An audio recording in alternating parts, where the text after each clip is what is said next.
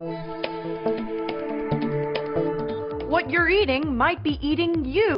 Well, eating at your memory banks anyway. A new study presented at the American Heart Association Scientific Sessions this week has shown a link between trans fat consumption and memory loss. To come to that conclusion, scientists showed healthy adults flashcards with words to memorize.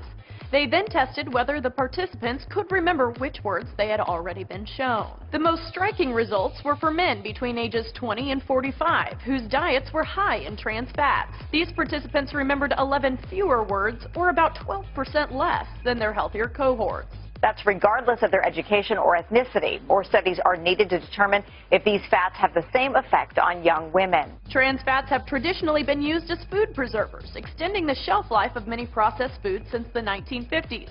They also give taste and texture to many foods we know and love. Spreads and margarines, packaged foods, packaged soups, fast foods, frozen foods, baked goods, chips and crackers, breakfast cereals and energy bars. Though according to Medical News Today, trans fat consumption has decreased about 1/3 since 1980. That's due to regulators pulling trans fat products from grocery shelves and out of restaurant foods. Research has shown that diets high in trans fat have other negative health impacts.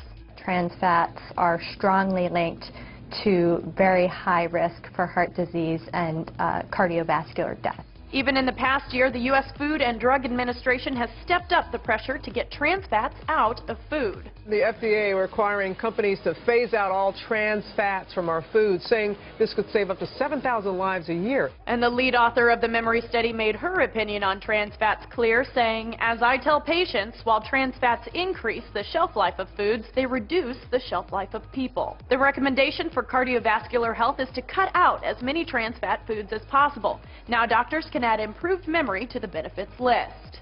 For Newsy, I'm Rosie Newberry.